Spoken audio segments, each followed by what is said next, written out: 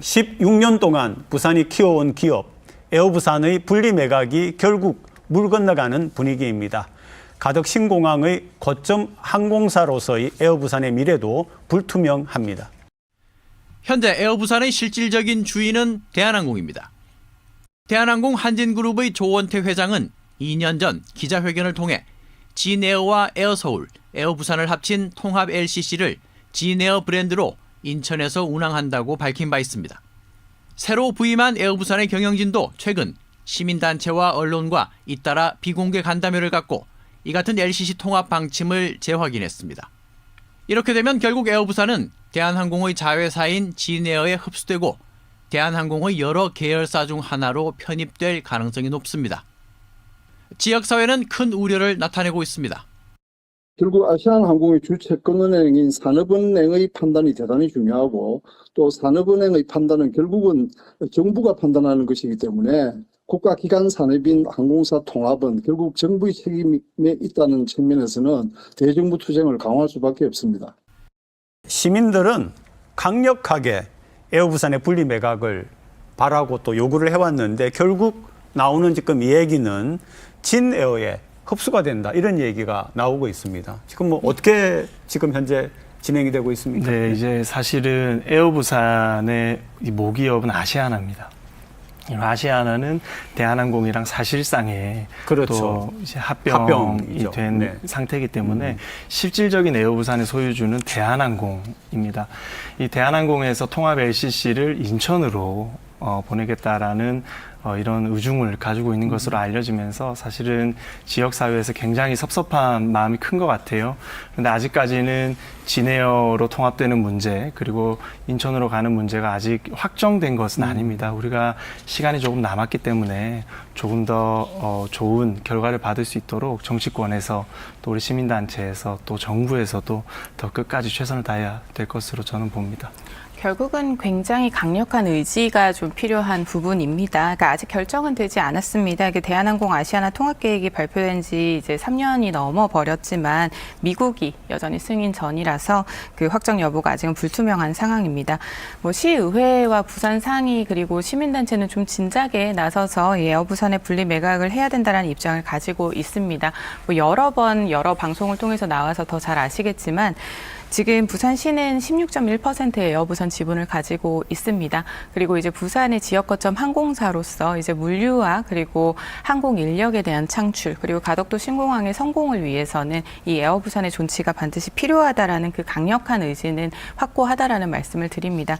다만 지금 남아있는 절차들에서 산업은행이 가장 주요 채권단으로서 그리고 대한항공의 입장에서 이 지금 부산의 목소리에 대해서는 전혀 귀 기울이고 있지 않기 때문에 결과적으로는 이 부분을 잘 협상할 수 있는 부산시가 얼마나 적극적으로 공세를 펼치고 강력하게 나가느냐가 좀 중요한 포인트라고 보여집니다.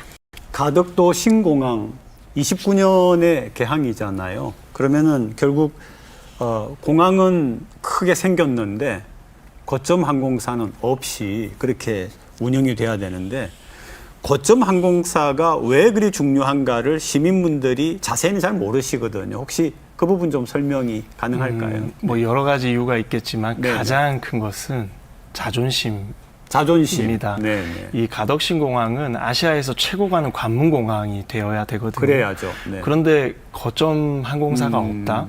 예를 들면 이런 거예요. 우리가 부산의 랜드마크 중에 49장이 있잖아요. 네네. 그런데 부산 연고로 하는 롯데자이언츠가 없다. 없다. 외부에 있는 야구팀도 와서 경기를 하고 가면 사실은 굉장히 저희가 자존심이 상하는 영역입니다. 동일한 맥락으로 해석을 해야 되거든요. 네. 그래서 우리가 엄청난 슈퍼 공항을 이제 가지게 되기 때문에 당연히 부산에도 우리가 항공사가 있는 것은 뭐 당연한 상식적인 원리다라고 저는 생각합니다. 지역 거점 항공사라고 네. 하는 것은 이제 경제적인 측면과 그리고 이제 부산의 미래 발전적인 측면을 뭐 다 같이 말씀을 드릴 수는 있겠습니다만 우선 에어부산 자체가 우리 부산의 항공 인력에 대한 일자리 창출이 굉장히 상당합니다. 항공 인력이라고 하면 사실상 연봉이나 처우도 굉장히 좋은 편이고 또 항공 우주 산업으로 생각했을 때는 또 미래 확장적인 부분이 있기 때문에 사실상 부산 자체의 본점과 사무실이 모두 존재 존재를 하면서 부산에 거주하는 정주 인구가 이렇게 일자리까지 고급 일자리를 늘어날 창출하게 수 되는 있겠네요. 부분은 굉장히 네네. 중요한 부분입니다. 그렇기 때문에 현재 에어 부산이 이 분리 매각의 이슈로 인해서 임금을 계속 동결하는 바람에 오히려 인력 유출이 4년간 350명 이상씩 이렇게 나오는 사태에 대해서 그동안 굉장히 임금을 동결해 왔어요. 네, 이런 분리 매각 문제로 인해서 운영사항의 문제로 이제 채권단과 이제 협의한 결과 임금 동결이 계속 일어나고 있는 상황입니다. 네. 그래서 4년간 350명 정도의 인력 유출이 일어났고 이 인력들은 고스란히 수도권에 있는 LCC로 이동을 하게 되거나 다른 항공사로 가게 됩니다. 이제 이런 부분이 있고요. 또 비행기라는 것이 결국은 한 구나 이런 곳에 이제 강서구나 그리고 이제 가덕도 이런 쪽에 이렇게 정차를 하겠다라고 등록을 하게 되면 이제 그 부분은 세입으로도 이어지게 그렇겠네. 됩니다. 네, 이제 네, 그런 네. 부분에서 이제 지역의 세입에서도 네. 굉장히 긍정적인 관리가 되고요. 또 이제 가덕도 신공항이 생기게 되면 사실상 김해공항이 국내선 위주로 이루어지면서 다양한 단거리 국제 노선이나 국내 노선을 이루어갈 중추적인 항공사가 반드시 필요합니다. 그 역할을 에어부산이 할 수 있다라는 지점입니다. 그런 지점에 있어서 산업은행 같은 경우는 사실상 반대하는 이유가 항공 통합 과정에 있어서 분리 매각을 하게 되면 해외 결합 심사를 다시 받아야 된다라는 주장을 하고 있습니다. 그리고 에어부산이 이제 아시아나에 항공기를 반납해야 되는 문제와 MRO, 즉 항공기 정비 산업에 대한 부분이 아시아나와 함께 해왔는데 에어부산이 분리 매각이 되면 단독으로 부산에서 할 수 있느냐라는 네, 의문점을 네. 던지는 네. 것입니다. 그렇기 때문에 이러한 우려를 불식시키는 것은 결국 시가 해낼 수 있습니다. 인력에 대한 부분과 가덕도 신공항 성공에 대한 부분을 강조를 하고 싶다면 이 산업은행의 우려를 불식시킬 수 있게끔 지금 적극적으로 준비를 해야 할 타이밍입니다. 제가 마지막으로 두 분께 이제 좀 질문 겸 얘기를 하고 싶은 게 사실 우리가 가장 중요하게 생각하는 게 대한민국의 균형 발전이지 않습니까? 에어부산 매각 이 문제도 사실은 장기적인 관점에서 균형 발전의 관점에서 봐줘야 되지 않는가. 단순한 기업 이익이라든지 또는 뭐 지역 간의 갈등 이런 부분이 아니라 뭔가 좀 크게 해서 대한민국 전체의 발전을 이루어가는 게 균형 발전인데 그런 해석은 좀 문제가 있습니까? 아니면 어떻습니까?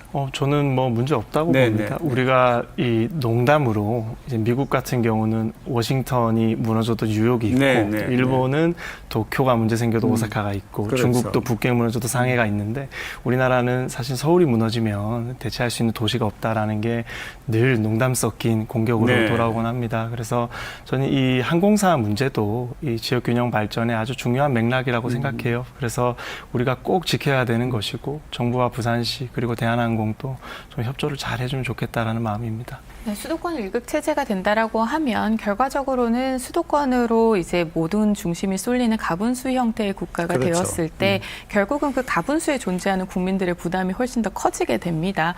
그리고 남아있는 공허한 지역들에 대한 그 불균형을 결국은 수도권 중심으로 이어가야 되는 부담이 있기 때문에 중장기적으로 이에 대해서 부산에도 이 가덕도 신공항이 중심이 되어 또 다른 물류공항으로 펼쳐져야 된다라는 지점에 대해서는 강하게 동의를 하고요.